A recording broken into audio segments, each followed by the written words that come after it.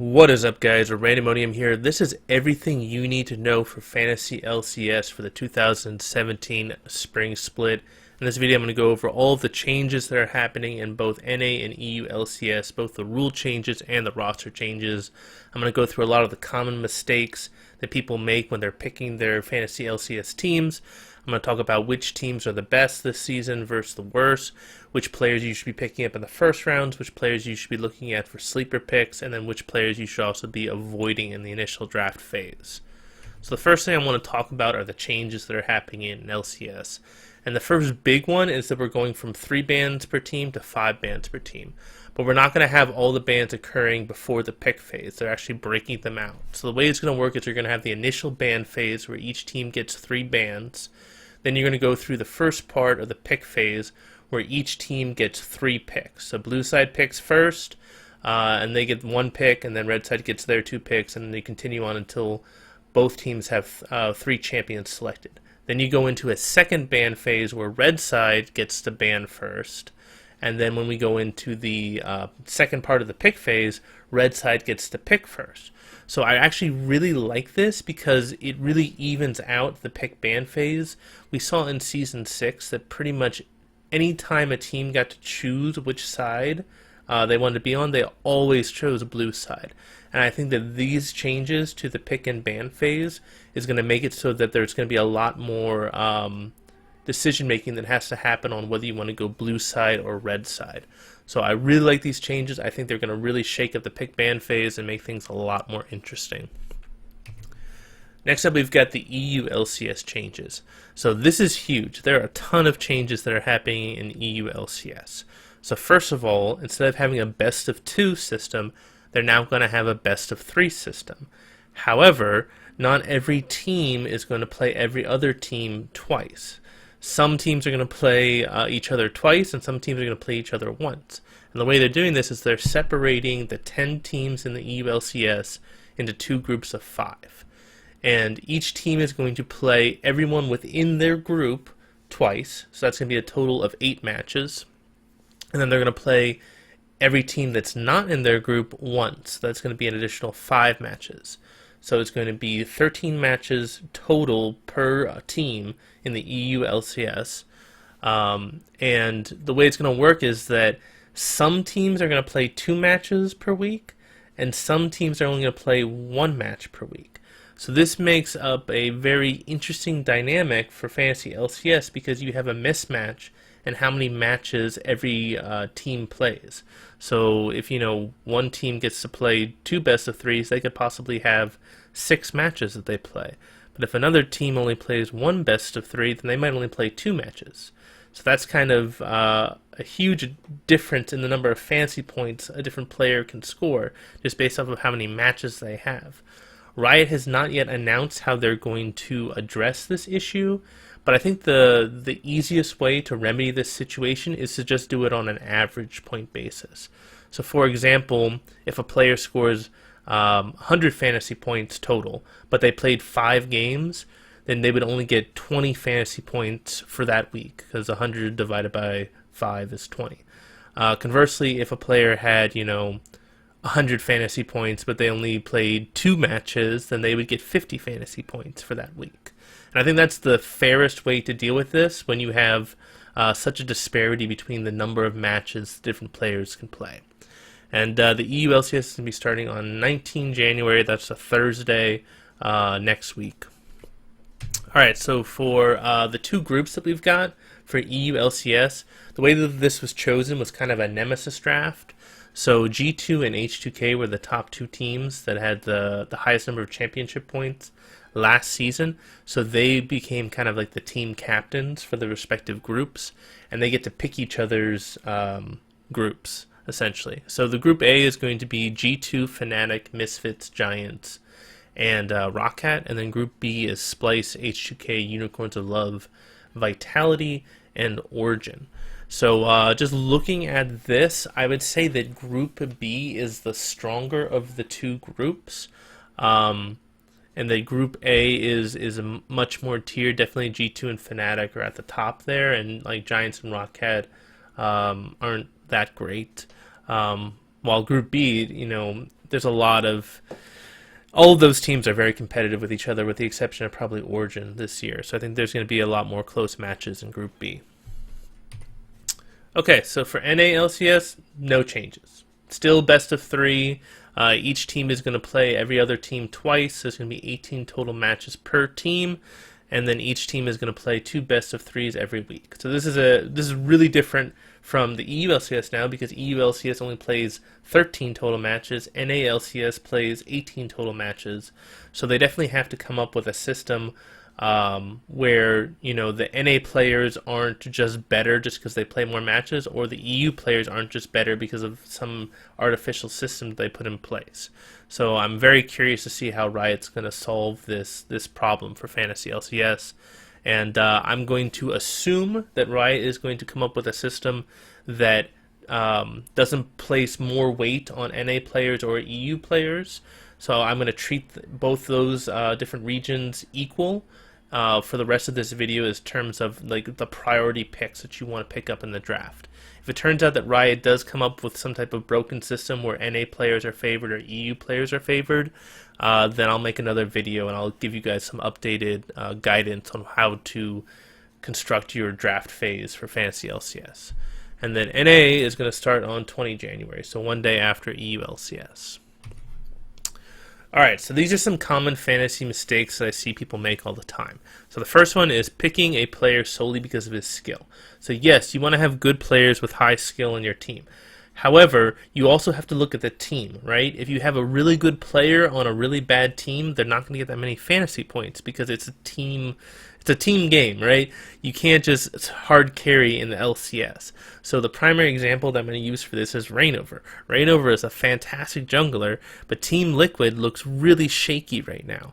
So that definitely reduces his value as a fantasy LCS player, because even though he is a fantastic jungler, because of the rest of his team, he's most likely not going to win as many games, and he's probably not going to get as many fantasy points as he normally would. The second common mistake that people make is they place too high of a priority on a certain role. So I see this all the time where people will pick 280 carries back to back in a draft phase rather than picking up, you know, a really top tier mid laner or a really top tier jungler or a really top tier top laner. So you just got to be careful. You always want to be looking at who's still available, and don't just like tunnel vision onto a certain role because you want to get, you know, the best people you can for a single role. What goes hand in hand with this is not adapting to the draft phase.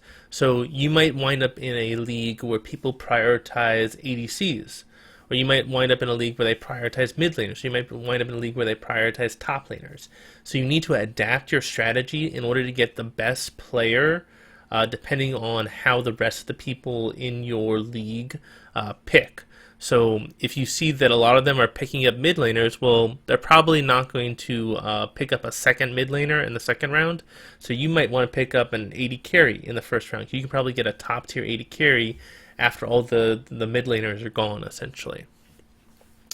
Another really common problem that people have is that they don't diversify their team based on a lot of different teams or a lot of different regions.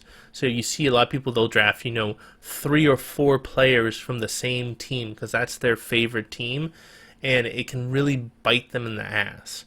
So I would encourage you guys to only have 2 or 3 if it's like a top tier team. Like you could have 3 players from G2 or like TSM, that's fine.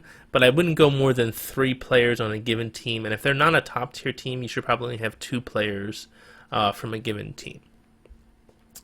The other big mistake that people make is that they either go too risky or they go too safe. They'll either go for nothing but, you know, sleeper picks, or they'll go for nothing but safe picks. You have to have a healthy mix of players that are going to do well week in and week out, and then you also want to have some players that in certain weeks you can sub them in when they're going to have very favorable matchups and they could, you know, really explode and, you know, get a, you know, be the highest point scorer for that particular week, but they might not be the person that you have every single week on your starting lineup.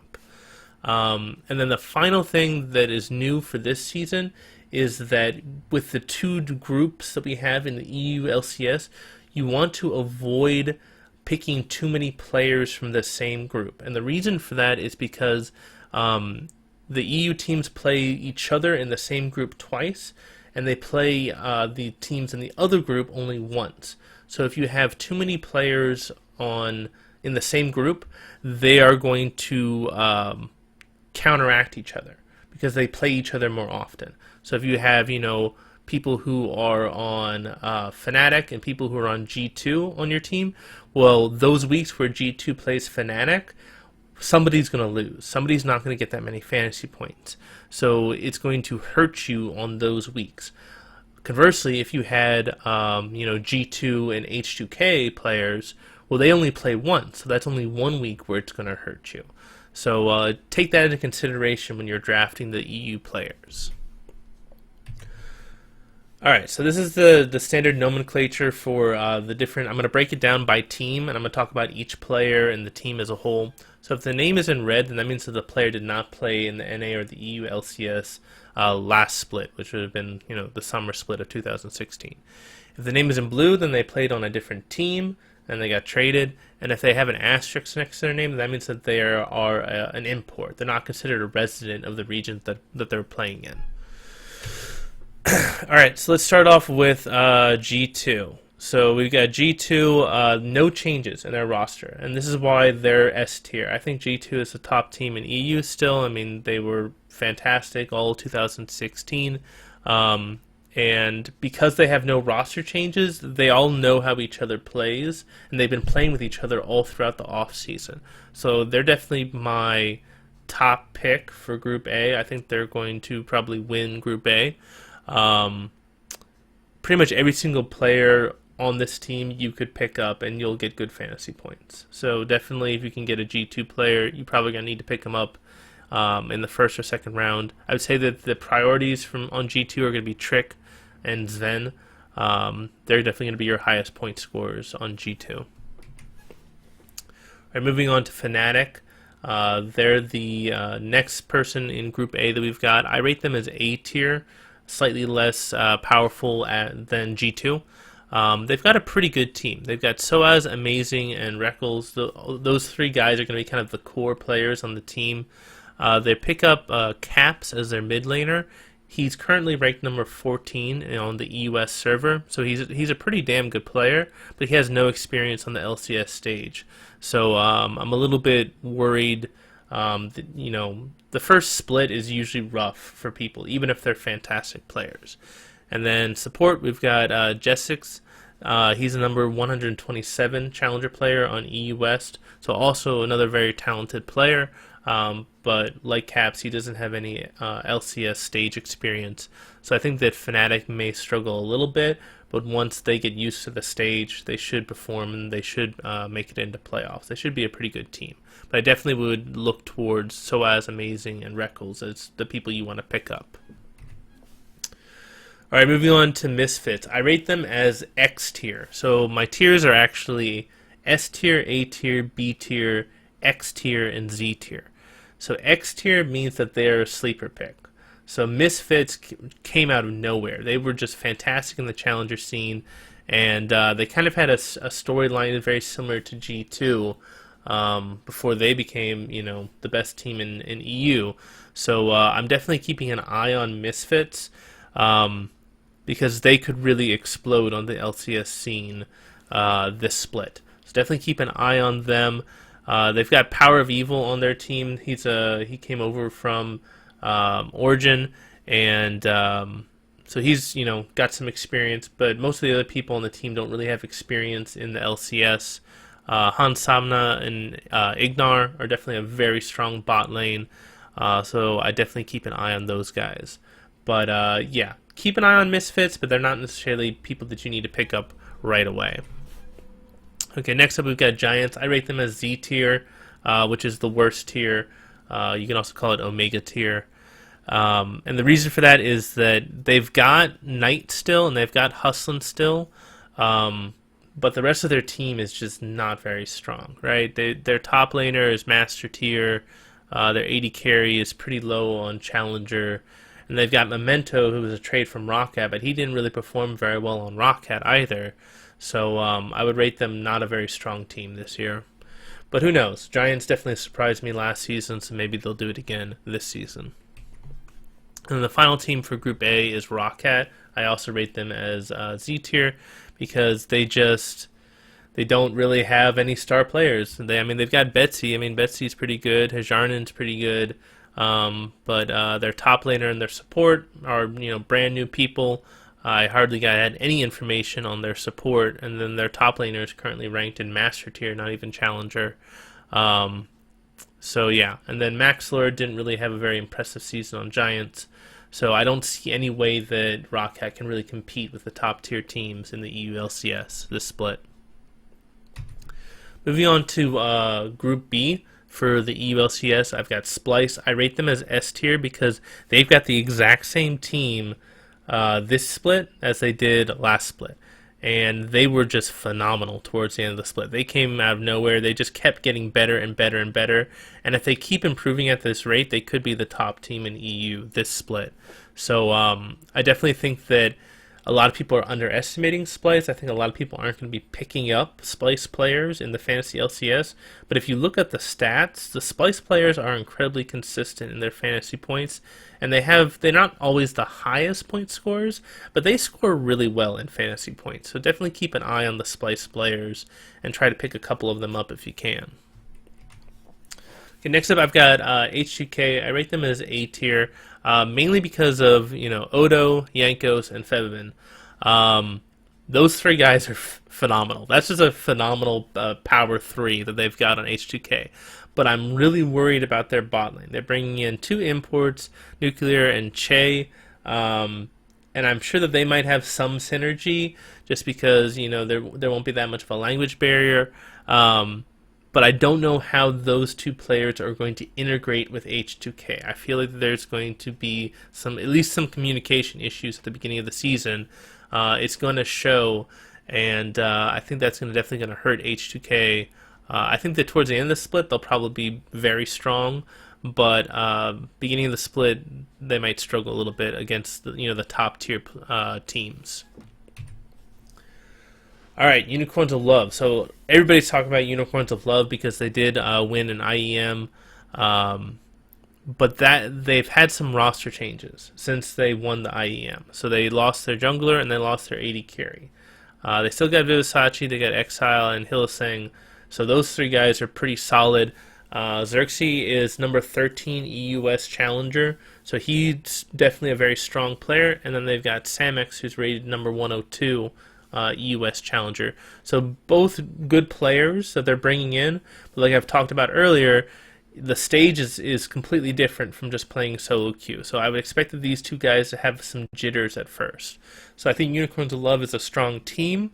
They're definitely vying for a playoff spot, but not having a strong or an experienced jungler and experienced AD carry is definitely going to hurt them at the beginning of the season. All right, Team Vitality. I definitely have a lot of expectations for Team Vitality. I feel like Cabo Shard, Nuke Duck, and Steelback, that's a phenomenal power combo in 3 key rules. And then their support, Hashini, I don't even know how to pronounce that correctly, but he's the KT Rolster support. So he is a top tier support. So as long as they can work out the language differences, I'm not sure if he speaks English or not, Vitality could be a really freaking strong team. The only question mark is their jungler, who's kind of bounced around the challenger scene a little bit. But if he's been working really hard and he can integrate well with the team, Vitality is definitely a playoff contender. All right, and then the final team we've got is Origin. I rate them as Z tier. I think they're probably the worst team in the EULCS right now, and really because they've got nobodies on their team. Like, nobody knows these people. Like, top laner, Masters. They've got the Misfits jungler, Wisdom. They've got an import in their mid laner. They've got another Masters tier player as AD carry, and then they've got someone that I couldn't really find any information about as support. So I think that this is definitely a rebuilding split for Origin. Maybe they're going to do something like what Splice did. Like, all the players on Splice were unknown when they first were recruited, and then look at them now. Now they're some of the the best players in EU. So definitely a rebuilding season for Origin. Definitely avoid these players at the start of the split for your fantasy draft. Alright, moving on to TSM. So we're moving on to the NA teams. TSM is top dog in NA, and they will continue to be top dog in NA. They're definitely S tier. Double Lift stepped away for the spring split, so the TSM has brought back Wild Turtle. I think Wild Turtle will integrate very well into TSM. He's played with Bjergsen before. And yeah, I think TSM is definitely the top team. They're still the top team. They're going to be the top team. However, week 1 and week 2, historically, TSM plays horrible. So just keep that in the back of your mind that TSM usually does not play well in week 1 and week 2, but they will be top performers throughout the entire split. Alright, next team I want to talk about is Cloud9. They're the other team that I consider S tier because they're bringing back Impact, Jensen, Sneaky, and Smoothie.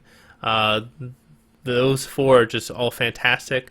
Their jungler that they're bringing in, Contracts, he's the number 21 challenger player. So very good jungler. Like I said, he doesn't have that much stage experience, so he might struggle a little bit. But he's got a fantastic team supporting him, and I think that Cloud9 is going to be really strong at the beginning of the split. Alright, CLG. This is another team that hasn't had any changes. So CLG kind of had a disappointing summer split, but their spring split last year was phenomenal. So I am looking for CLG to come back pretty strong and have a pretty strong showing in the spring split for 2017. I'm rating them as A tier. I think that all of these guys are decent flex picks, or possibly people that you want to keep on your bench. You probably want to pick them up, but they're definitely not like people you want to pick up in the first round. But definitely keep an eye on the CLG players. Alright, Immortals. They took a pretty huge hit this past season. They lost Rainover, they lost Huni, they pretty much lost their entire team. The only person who's returning is Pobelter for mid lane. But they picked up Flame. And if you guys don't know, Flame is a legendary Korean top laner. Like, if you've ever heard of the Flame Horizon, that's when you have 100 or more CS in your opponent. The reason why it's called the Flame Horizon is because of this guy, Flame. He is known for just dominating laning phase and just having massive CS and experience advantages over his opponents. So he's a fantastic top laner coming over from Korea. Hopefully they can integrate him well. Immortals also picked up Dardoch, who had some, severe issues with the Team Liquid management, problem child issues. Hopefully the Immortals coaches can straighten him out a little bit. I think the big question for Immortals right now is their bot lane. They've got a challenger, AD Carry, and Cody Sun, and they've got, for their support, they've got Ollie. He's been kind of bouncing around like the Hong Kong scene and then the Brazilian scene.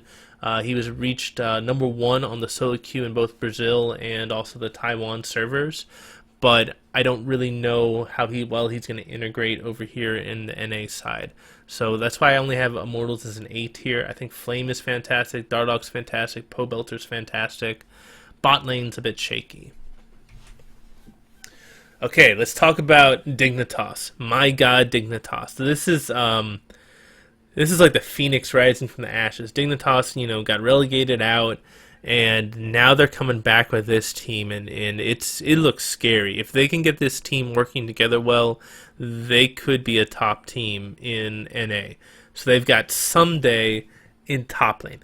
And for those of you who don't know, Someday is one of the best top laners in the world. Like, he's considered probably a top 3 top laner in the world right now. And he's now playing in NA. So that's huge. He's a beast. Just go watch a video on Someday. He's just phenomenal. So he's gonna raise the bar for top laners in NA, like Rainover raised the bar for junglers in NA. So I'm really excited to see this guy play. And then in the jungle, they've got Chaser, who is from also a Korean jungler. So you've got this fantastic synergy between top lane and jungle on Dignitas. So I expect a Chaser to pretty much camp Someday's lane every game and just get him ahead, and he's just going to solo carry the games. Mid lane, they've got Keen, who played really well on Apex. He actually got a lot of fantasy points last split. You've also got Laud, who was also a sleeper pick last split as far as fantasy points. And then Xpecial, he didn't perform that well, but he knows how to play. He's a veteran support player. He can help Laud out a lot, and I think he'll be fine. So Dignitas is definitely a team to watch, especially someday in Chaser. I'm definitely keeping an eye on those two. All right, PhoenixOne, also rating them as a sleeper pick. They have really bolstered their lineup. So they've got Zig still in top lane, who I think is kind of the weakest link on their team. Inori, who freaking popped off at the end of the split. He was phenomenal towards the end of the split.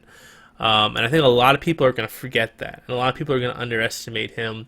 And I definitely would keep an eye on him. He's definitely somebody good to have on your bench. PhoenixOne is also grabbing Ryu, who's from H2K's mid laner. They're also grabbing Arrow, who's the KT Rolster 80 carry. And that's actually a mistake on my part. That should be in red because he was from KT Rolster. And he also is an import. Ryu is also considered an import for PhoenixOne. And then their support is going to be Adrian, who's coming over from Immortals. So KT Rolster 80 carry with Adrian as support. That's a really strong bot lane. So PhoenixOne, strong in the jungle, strong mid lane, strong bot lane. Kind of weak in top lane.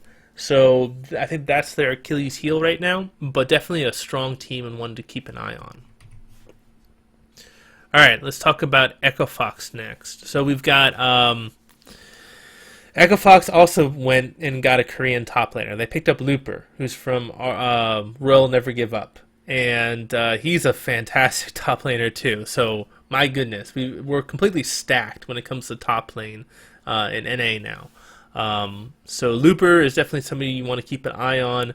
But they're a little bit weaker in the jungle. So they've got Acadian as their jungler. He was the Team Liquid Academy jungler. He's definitely, a challenger tier player, but not a lot of experience on the LCS stage. He's played on the challenger scene, but I definitely think that he might struggle against some of the top tier junglers. Mid lane, you got Froggen, who's kind of been underperforming, and I think he's really been kicking himself. So I'm looking for Froggen to come back kind of in a strong way. He's regarded as one of the best mid laners in the world by a lot of people on the professional scene. People just hate laning against him because he's just phenomenal CSing, phenomenal mechanics, just never gets caught out and just gets these really easy advantages over you. You just look away for a minute and all of a sudden he's got 10 or 20 CS up on you. So he's very sneaky in that way. And then as their bot lane, they've got Keith, who definitely is a very good AD carry, kind of underrated, hasn't really performed up to his abilities, I feel. And then they picked up Gate. And Gate was on Team Impulse. He's been kind of bouncing around the different teams. And every single team he's on kind of falls apart. But he's usually the best player on the team every single time the team falls apart. So I'm really curious what's going to happen when Gate actually gets on a decent team with, Froggen and Keith and Looper on there. So, yeah, I definitely rate Echo Fox as another X-tier team. Definitely a sleeper pick. So keep an eye on them. All right, another X-tier team, Envy. Definitely unclear what's going to happen with them. So Seraph is coming back. Seraph is a really good top laner. I'm not sure how he's going to hold up against all of these imports that are coming in. You've got Lyra, who I really wasn't able to find that much information on them. He's the biggest question mark I have for Envy right now. And then we've got, for mid lane, they've got Ninja returning. He was pretty damn good as a mid laner. Apollo, and then Hako is coming over. So Ninja, Hako, Seraph still on the same team. Apollo is a new gain, and then Lyra is the big question mark. So I definitely wouldn't rate them as high necessarily as maybe some of the other X-tier teams we've talked about, but they're definitely something you want to keep an eye on, especially Seraph and Ninja are probably the two you want to keep an eye on most closely. All right, let's move on to the Z-tier teams. And the first one I'm going to talk about is Team Liquid, because they've kind of fallen apart. So top lane, they've got Lorlo. He's still going to be playing, and he's really got to step up this season. And I'm curious to see what's going to happen, because what I've seen from Team Liquid at the IEMs and whatnot, they really have not been playing well at all. The only person who's been playing well has been Reignover. So Reignover's coming over from Immortals. He's now on Team Liquid. But it's going to be an uphill battle for Reignover to kind of keep control of the game with the rest of his team.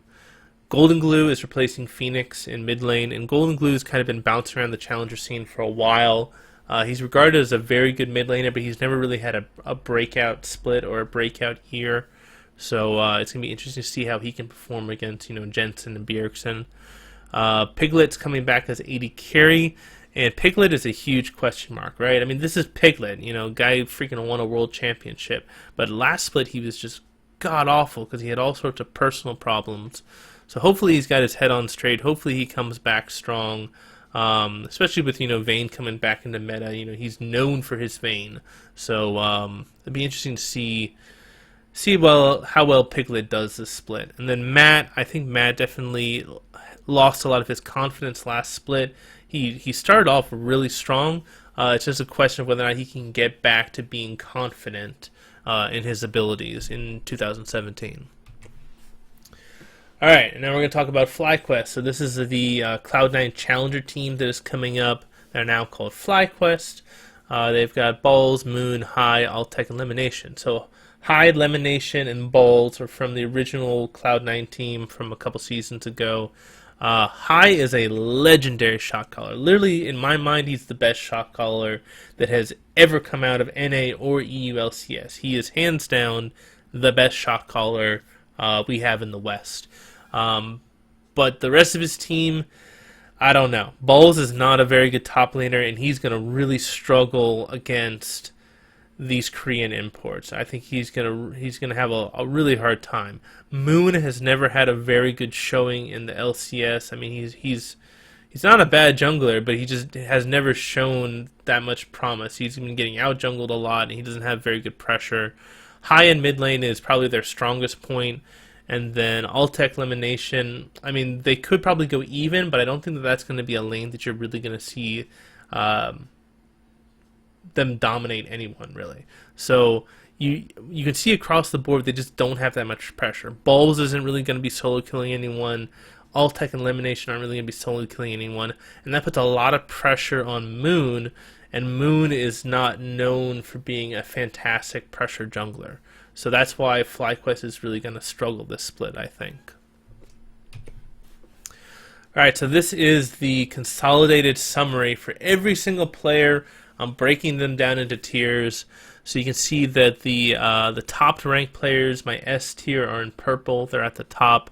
You'll see a very common theme. TSM, G2, Cloud9, and Splice players pretty much across the board for my S tier. My A tier is in red there. These are the people that you should be looking for, especially in large leagues where you might be one of like the last picks. You probably need to pick up these players, and they are really good picks. So I don't want to discount that. Definitely pick them up if they're available, but they're not going to be at the same level as the S tier in my opinion.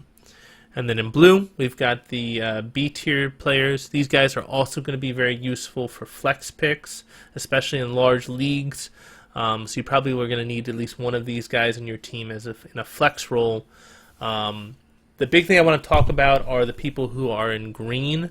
These are my sleeper picks. These are kind of the X factor picks that I have.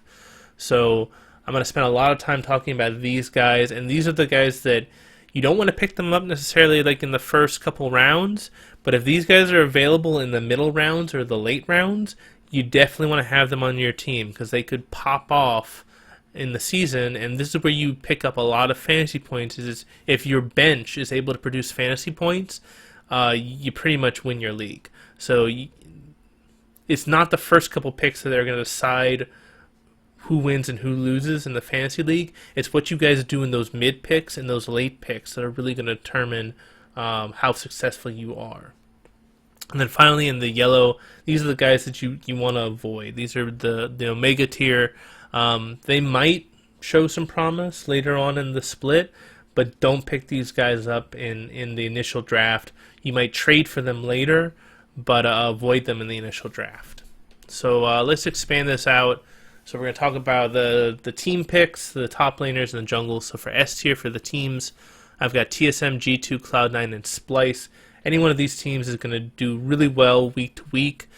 They might not be the top point scorer in a given week, but over the entire split, I expect them to be the highest point scorers. For my A tier, I've got CLG, Immortals, and Vitality. I think that they're all going to do really, really well.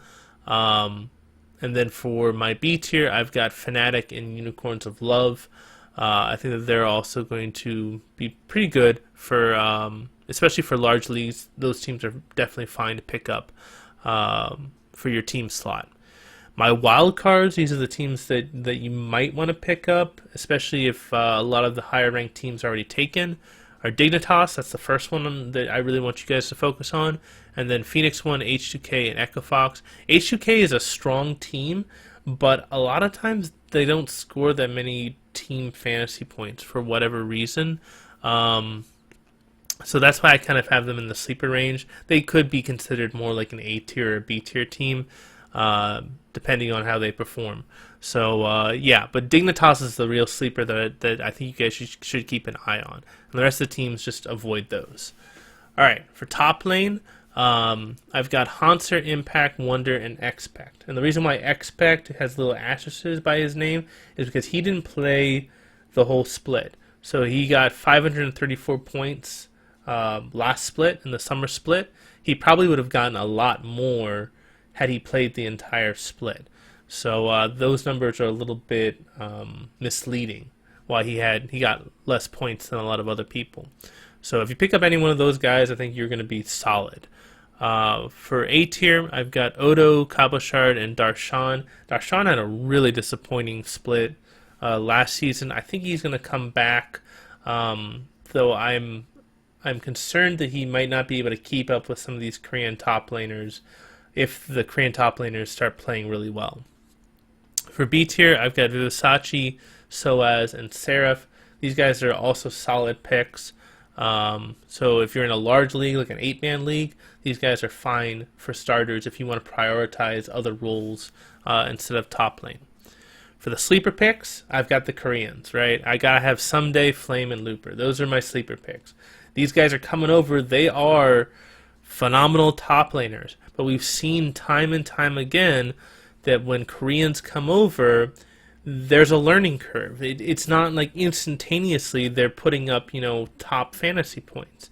I mean, we saw this with like KFO, for example. KFO was, a top challenger player in Korea, and he came over and did nothing in the NALCS.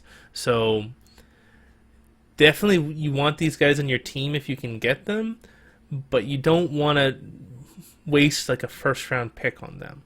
Like, if it's a smaller draft, you might need to pick them up a little bit sooner. But yeah, don't pick them up first round, but definitely keep an eye on these guys and try to pick them up, in those middle rounds or maybe even the third round if you need to. And at the bottom, just avoid everybody in the yellow, Lorlo, Zig, Alfari, Balls, all those guys. Just avoid them for right now. Just wait to see how the teams do before you pick them up. So in the jungle, my top pick is definitely Trick. I think that he's phenomenal. Trashy's solid, Svenskaren's solid, and Yankos is definitely a top fantasy point scorer. So those are my S tier guys. I've got Dardoch and Xmithy as my A tier. So Xmithy, a lot of people give him a lot of flack, but he puts up some decent fantasy points. And he's got a pretty good team in CLG. They've been playing together for a long time, so that's why he gets A tier. He's not going to be like your top point scorer, but week after week, he's going to provide you with consistent results. And then Dardoch on Immortals, there's definitely some questions surrounding Immortals, but he could, be a top point scorer if things start clicking on Immortals. So I know I'm going to get a lot of hate for putting Reignover at B tier, and probably for putting Amazing at B tier. But there are a lot of questions. Like Team Liquid, there's a lot of questions surrounding Team Liquid, which is why Reignover is B tier. Like even though he's a phenomenal jungler, if he doesn't have a team supporting him, he's not going to get that many fantasy points. And the same is true for Amazing. Amazing's got good support. with Reckles and Soaz, but I mean, there's some severe questions on the Fnatic team, how they're going to click and how well they're going to do starting off. So that's why he's in B tier. For my sleeper picks, I've got Contracts because he's brand new on Cloud9. I'm not sure how he's going to perform. He's got a fantastic team behind him, so it might be useful to pick him up because if his team is doing well, then he's probably going to get at least a decent amount of fantasy points. And Nori was popping off really hard towards the end of the split, so he's somebody that a lot of people are going to overlook that you definitely want to take a look at. Chaser, he's a phenomenal person. If you get Someday, get Chaser, because I am pretty confident the Dignitas, their game plan is going to be just gangbang top lane as hard as possible and just get as many kills on Someday and Chaser as they can. And then the last guy that I consider kind of a sleeper pick is Yoko from Vitality. I'm not sure how well he's going to do. He's got a good team in Vitality, but it's unclear how he's going to perform on the LCS stage. Alright, moving on to mid lane, AD carry, and support. So for mid lane, top dog in mid lane right now, in my mind, is Jensen. Right behind him is Bjergsen, but Jensen puts up more fantasy points than Bjergsen does. The other two mid laners that I think are top tier, S tier, are Senkux and Perks. Senkux and Perks definitely had some off weeks, but they never had like super bad weeks. They always put up, decent fantasy points. So that's why I have them as S tier. Like over the course of the split, they should put up good fantasy points. For A tier, I've got Pobelter, Fevabin, Ryu, and Keen. So this is a little bit different. You're starting to see PhoenixOne players. You're starting to see some Dignitas players. Keen actually put up a surprising amount of fantasy points. He put over 600 points, which puts him in the same tier for fantasy points as Fevabin and Perks and Senkux, all those guys. So Keen is definitely an underrated mid laner that you could probably pick up pretty late into the draft. For B tier, I've got Huhi, Nukeduck, and Exile. All these guys are kind of, B tier, week in, week out, pretty solid, consistent. They might have a breakout split, but I'd say that they're kind of pretty safe picks. So for your sleeper picks, I've got Froggen, Caps, Power of Evil, and High. So Froggen, I've already talked about him. He's just a legendary mid laner, but he's really underperformed for a couple splits now. I think he is taking that to heart, and I expect him to have a better season. I would say that he is definitely a risky pick. I would say that you probably want to lean more towards the guys above him for starters and maybe have him on the bench at first. But he definitely has a better team now on Echo Fox. Caps, top challenger player, but we have no idea how he's going to perform on the stage. He might be somebody good to pick up, but probably not a starter at first. Power of Evil has been kind of hit or miss. He played well on Unicorns of Love, and then he didn't play so well on Origin, so we don't really know how well he's going to play or how good Misfits is. And then High, I never discount High. I mean, he's a legend, but his team, I don't have very high expectations for them. So High may put up some decent fantasy points, but I don't think that FlyQuest is going to win many games, which means that High is most likely not going to get very consistent fantasy points week in and week out. Alright, for 80 carry, top 80 carry in my mind is Sneaky. He put up the highest fantasy points, almost 800 fantasy points over the split. Right after him, I've got Sven, Wild Turtle, and Kabi. So Sven put up massive amounts of fantasy points, so definitely pick him up if you can, especially if you can get Mithy. If you can get that combo, that Sven-Mithy combo, then you're golden for your bot lane. Wild Turtle's back on TSM. I don't think that's going to affect his point values. If anything, his point values might go up a little bit. And then I think a lot of people are going to be sleeping on the Splice players, so you could probably pick up the Splice players later in the draft and still get a really good solid pick. For A tier, I've got Reckles, Steelback, Laud, and Stixxay. So Reckles is probably going to go really early in the draft, and I'm not sure if he is worth like a first round pick, but if he drops to second round or third round, you definitely might want to pick him up.